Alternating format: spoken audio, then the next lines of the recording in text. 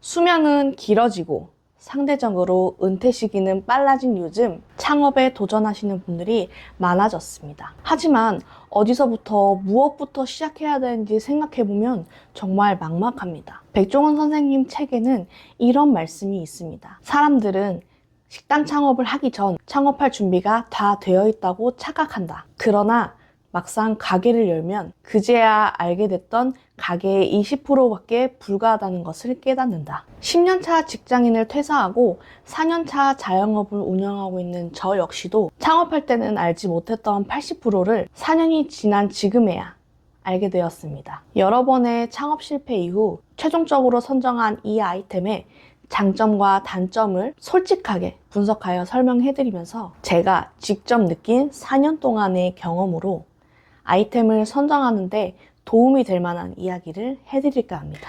우선 첫 번째, 작은 시장을 선택하라입니다. 처음 창업을 할 때 너도 나도 한 번쯤은 생각해본다는 카페 창업, 저도 해봤습니다. 카페 창업을 결정하자마자 커피 머신기 1000만원짜리를 사드리고 대담하게 첫 도전을 했었는데 오픈하자마자 저희 가게 주변에 바다뷰 대형 카페가 여러 개가 생겼습니다. 저는 3000만원 주고 인테리어를 했는데 건물제 인테리어를 한 카페를 제가 어떻게 이기겠습니까? 이처럼 시장성이 좋으면 규모가 큰 기업들이 많이 뛰어듭니다. 그만큼 돈이 되기 때문입니다. 경쟁률도 높아집니다. 그래서 기술의 장벽도 점점점 높아집니다. 그러다 보니 저희처럼 소규모로 시작하려고 하시는 분들은 이길 수가 없는 싸움이 돼버립니다. 그래서 저는 작은 시장인 와인바를 선택했습니다. 시장 규모도 작다 보니까 큰 기업체가 뛰어들지 않고 주변 경쟁력이 없다 보니까 그 힘든 코로나 시기를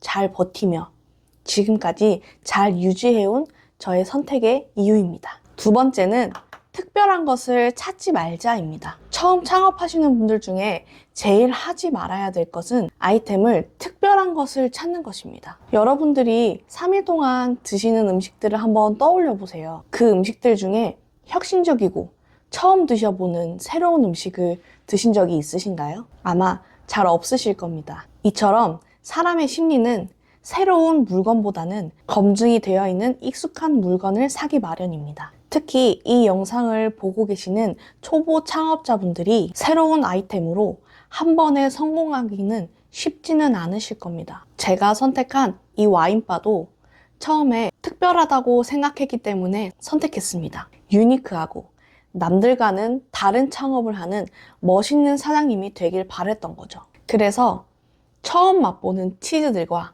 와인들로 준비하기 시작하였습니다. 하지만 저와 예상과는 다르게 손님들은 익숙한 안주와 소주나 맥주를 찾는 것이었습니다. 와인바의 단점이었어요. 익숙하지 않은 것. 그래서 저희는 손님들에게 익숙해서 다가가기 쉬운 메뉴를 개발하기 시작했습니다. 대표적으로 슈바인학센이라는 메뉴를 선택한 이유는 익숙함 속에서 특별함을 찾은 거였는데요. 누구나 좋아하는 한국식 족발에 한 번 더 구워서 겉은 바삭하고 안은 한국식 족발처럼 촉촉한 익숙함 안에 특별함이 있는 메뉴를 개발했던 것이죠. 예상대로 반응은 폭발적이었고 그 힘든 코로나 시기 때 월 5천을 찍으면서 저희는 점점점 성장해 나갔습니다. 저처럼 세상에 없는 특별한 아이템을 찾기보다는 사람들에게 익숙한 상품과 서비스를 먼저 제공을 한 이후에 자신만의 특별함을 넣는 것을 추천드립니다.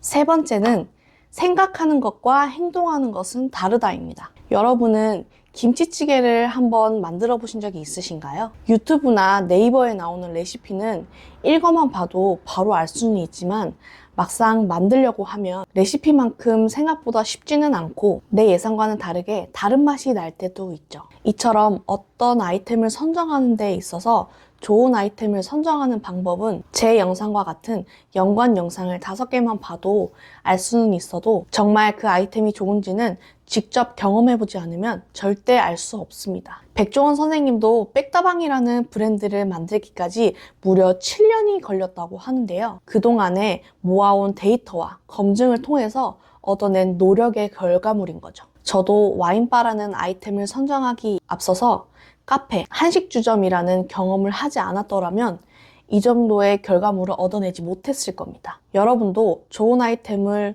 선택하고 계시거나 고민하고 계시다면 그 음식점에 가서 진짜 좋은 아이템인지 직접 경험을 해봐야 알 수 있다고 생각합니다. 다음 영상에는 2025년 내년에 뜰 창업 아이템이 어떤 것들이 있는지, 요즘은 어떤 창업 아이템들이 있는지 알 수 있는 프랜차이즈 박람회를 리뷰해 보도록 하겠습니다. 창업하시는 분들에게 많은 도움이 되기를 바라며, 혹시 와인바 창업에 대해서 궁금한 게 있으시다면 댓글에 달아주세요.